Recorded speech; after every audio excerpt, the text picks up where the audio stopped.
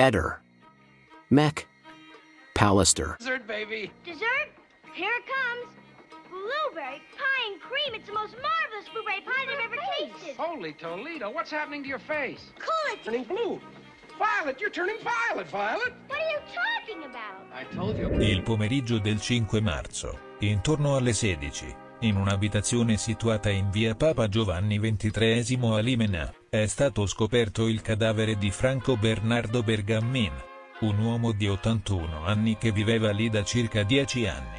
La scena, macabra e desolante, ha rivelato il corpo della vittima all'interno di un sacco nero per rifiuti, nascosto in un armadio e con evidenti ferite alla testa, dopo essere stati informati dai vicini, che da oltre una settimana non avevano notizie di Bergamin.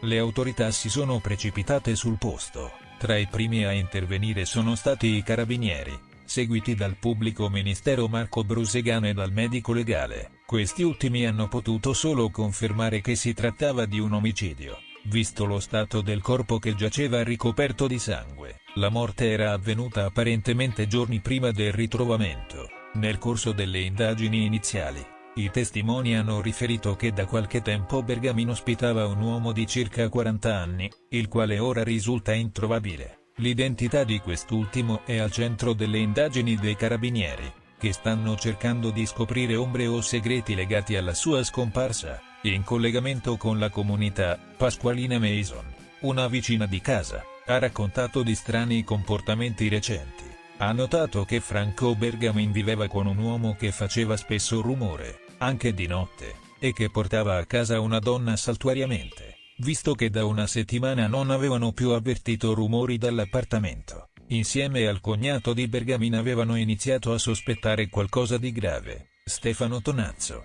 sindaco di Limena, ha espresso a nome suo e dell'amministrazione comunale profondo cordoglio nei confronti dei familiari della vittima. Pur restando in stretto contatto con le autorità competenti, il sindaco ha scelto di limitarsi a poche parole, sottolineando l'importanza del rispetto per la famiglia in lutto in questo momento doloroso.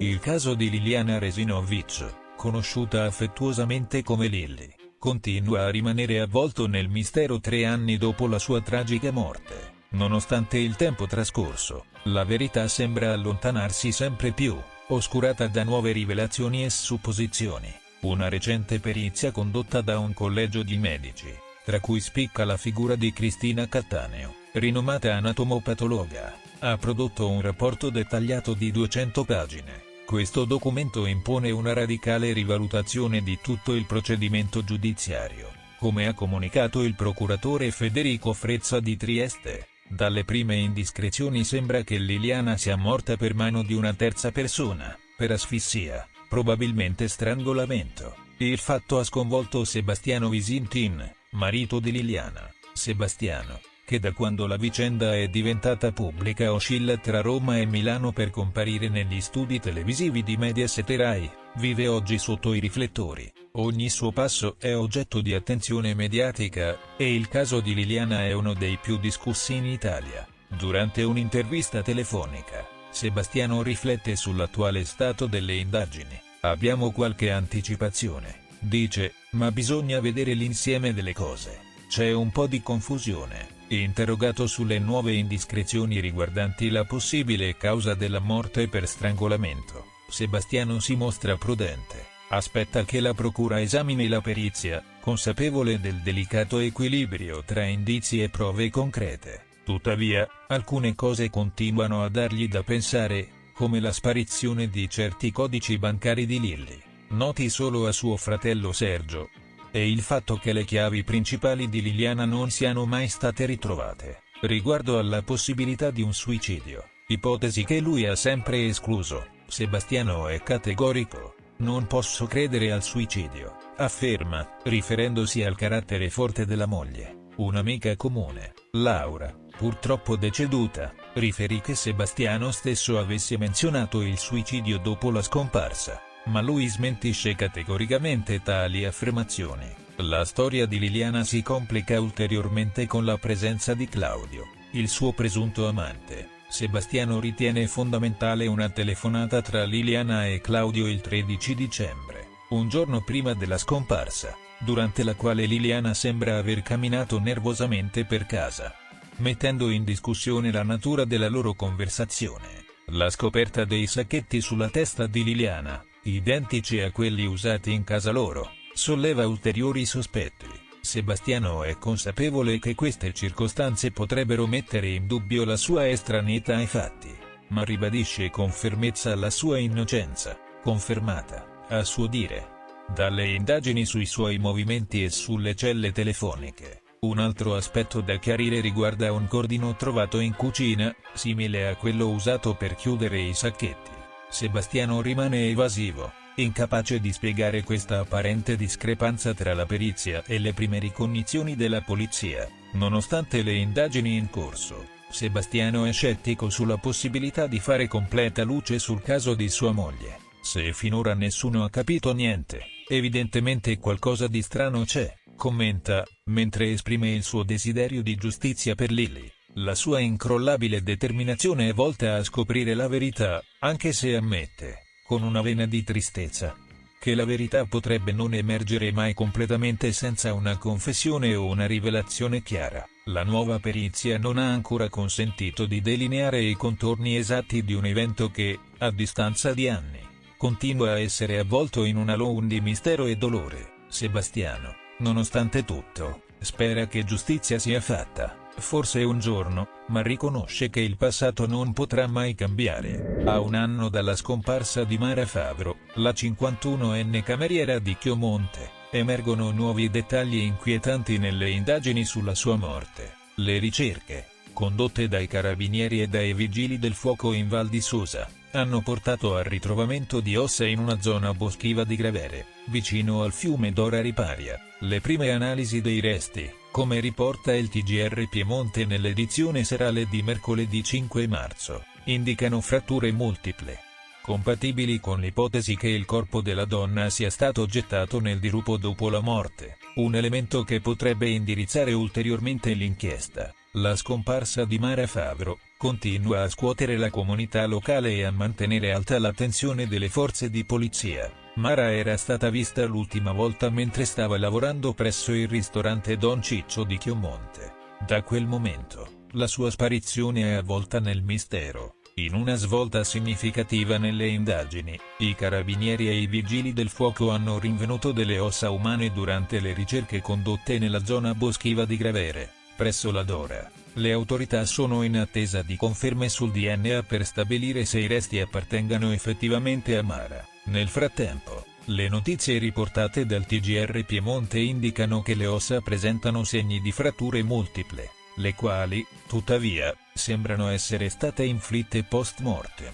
Se le analisi genetiche confermeranno che le ossa sono di Mara Favro, ciò avvallerebbe l'ipotesi secondo cui il suo corpo sia stato abbandonato in un dirupo dopo il decesso. Questa scoperta potrebbe alterare significativamente la direzione delle indagini, suggerendo che la morte di Mara non sia stata accidentale e che la scena del ritrovamento sia stata alterata. Con la conferma del DNA, la Procura di Torino è pronta a conferire l'incarico per l'autopsia sulle spoglie ritrovate. L'autopsia sarà fondamentale per ricostruire eventi cruciali delle sue ultime ore, chiarendo le modalità del decesso. Questo passaggio è critico per determinare se vi siano stati coinvolgimenti di terzi nel suo fine prematuro e per cercare di assicurarli alla giustizia. L'angoscia della famiglia, in attesa di risposte definitive, continua a crescere. Gli inquirenti stanno sondando ogni possibile pista per risolvere un caso che ha generato tanto turbamento e preoccupazione. La comunità locale è in uno stato di sospensione, in attesa che vengano svelate ulteriori verità su una vicenda che ha colpito la vita di molti e ha lasciato un segno indelebile nel cuore di chi conosceva e amava Mara. La vicenda di Domenico Lanza, soprannominato affettuosamente lo sceriffo per l'iconico cappello che indossa spesso, è entrata in una nuova fase mercoledì 5 marzo, quando il 67enne è stato rilasciato dal carcere di Sant'Anna di Modena per motivi di salute. Questa decisione, accolta con sollievo dal diretto interessato, è giunta dopo 3 mesi di detenzione iniziale, motivata dal ritrovamento di armi illegalmente detenute nella sua abitazione. Avvenuto a seguito delle indagini sulla scomparsa di Daniela Ruggi, La scomparsa di Daniela Ruggi, una donna di 31 anni, ha suscitato grande preoccupazione da settembre, periodo in cui le sue tracce si sono perse. Fin dall'inizio, Domenico Lanza, rimasto al centro delle indagini, si era professato innocente rispetto alla sparizione della donna. Durante il suo periodo di detenzione aveva ricevuto un avviso di garanzia con l'ipotesi di sequestro di persona, ma ha continuato a dichiararsi estraneo ai fatti. Pur riconoscendo una frequentazione con la Ruggi, questo era stato confermato in parte da lui stesso, il quale, durante un'intervista in diretta televisiva, aveva mostrato alcuni abiti della donna che custodiva nella sua auto. Nonostante la sua scarcerazione, Domenico Lanza non può ancora considerarsi completamente libero. Infatti, egli è soggetto all'obbligo di firma e non può ritornare nella sua abitazione a Polinago, attualmente sotto sequestro nell'attesa di ulteriori sviluppi investigativi. All'uscita dalla casa circondariale, Lanza ha espresso un misto di sollievo e amarezza per la dura esperienza vissuta dietro le sbarre. "Certo che sono felice", ha dichiarato ai giornalisti presenti. "Ho sofferto molto, dal primo giorno in cui sono entrato, sono sempre stato innocente. L'ho detto anche ai carabinieri, ho detto tutto. Spero solo che Daniela Ruggi sia viva, io l'ho solo aiutata. Ho fatto tutto in buona fede, l'ho trattata bene e mi sono ritrovato qui". Parallelamente alla vicenda giudiziaria di Lanza, continuano le indagini sulla misteriosa scomparsa di Daniela Ruggi. Negli ultimi mesi, numerose segnalazioni indicano la possibilità che la 31enne stia vivendo come senza tetto, spostandosi apparentemente da una città all'altra in Italia. Una delle indicazioni più recenti localizzerebbe la Ruggi a Milano, aggiungendo ulteriore intrigo alla sua sparizione. Nel mese di febbraio, i carabinieri di Montefiorino hanno intensificato le loro ricerche, concentrandosi nuovamente nelle campagne e nelle zone boschive, sperando di scoprire qualche indizio che possa portare alla sua localizzazione. Nonostante gli sforzi, Daniela Ruggi sembra essere svanita nel nulla, lasciando famiglie e comunità in ansia e speranza di risposte. La ricerca della verità continua in mezzo a tanti interrogativi e poche certezze, e l'auspicio è che presto emergano nuove piste capaci di fare luce sulla misteriosa scomparsa. Il caso che ha scosso Suzzara, nel Mantovano, è stato portato alla luce con l'arresto di Rosa Capuano, una donna di 46 anni accusata di un crimine particolarmente efferato. La donna è sospettata di aver ucciso suo padre, Francesco Capuano, di 76 anni, con diversi colpi di pistola esplosi a bruciapelo all'interno del garage dell'abitazione della vittima. Nella mattina del 23 dicembre scorso, Rosa Capuano è stata fermata dai carabinieri presso la casa della sorella a Giuliano, in provincia di Napoli, dove si era rifugiata subito dopo l'omicidio. In quanto la residenza di Suzzara era stata posta sotto sequestro dagli investigatori, la donna, ora trasferita nel carcere di Mantova, deve affrontare pesanti accuse, omicidio premeditato e detenzione illecita di arma da fuoco. Gli inquirenti hanno raccolto contro di lei prove ritenute rilevanti e incriminanti, mentre le indagini continuano per chiarire completamente il movente e la dinamica dell'omicidio. Nel giorno dell'omicidio, Rosa aveva chiamato i soccorsi raccontando di aver trovato suo padre privo di vita sul sedile del conducente della sua auto, parcheggiata all'interno del garage condominiale. La sua versione dei fatti sosteneva che, dopo aver accompagnato il padre nel garage, si era allontanata per recuperare un oggetto dimenticato in casa. Al ritorno, avrebbe trovato il padre già ucciso. Nonostante questo racconto, gli inquirenti sospettano che l'omicidio sia stato pianificato e attuato con fermezza da una persona che conosceva bene le abitudini quotidiane della vittima. In base alle indagini preliminari, Francesco Capuano aveva ancora con sé tutti i suoi effetti personali, suggerendo che il movente del delitto non fosse il furto. Le modalità dell'omicidio, con colpi sparati a una distanza ravvicinata e in rapida successione, indicano un'esecuzione a freddo che potrebbe essersi sviluppata da rapporti familiari conflittuali. Gli investigatori suppongono che il movente del delitto possa risiedere nel desiderio della figlia di liberarsi dell'influenza paterna, considerata opprimente, al fine di accaparrarsi l'intera eredità e diventare l'erede universale. Questa ipotesi si fonda sulle tensioni che, a quanto sembra, caratterizzavano il rapporto tra Rosa e suo padre Francesco. Il provvedimento di custodia cautelare è stato emesso dal giudice per le indagini preliminari del Tribunale di Mantova, in stretta collaborazione con i carabinieri del nucleo investigativo e la compagnia di Gonzaga. Le indagini sono state sostenute dagli esami tecnici del reparto investigazioni scientifiche di Parma, sotto la direzione della procura. L'autopsia,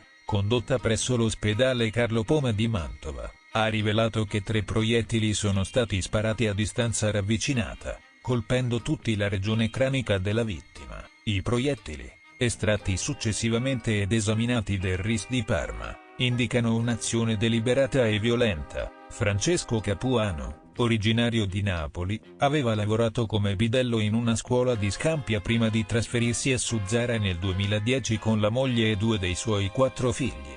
Dopo essere rimasto vedovo, viveva con Rosa, descritta dai vicini come la sua unica fonte di sostegno quotidiano. Gli stessi vicini lo ricordano come un uomo riservato e pacifico, mai al centro di conflitti noti nella comunità. Il caso di Rosa Capuano getta un'ombra inquietante su una realtà familiare che si immaginava serena ma che nascondeva evidentemente tensioni profonde, culminate in un tragico evento che ha sorpreso e addolorato una tranquilla comunità del Mantovano. Le indagini continuano con l'obiettivo di chiarire ogni aspetto oscuro di questa drammatica vicenda. Ehi, non dimenticare di iscriverti a questo canale.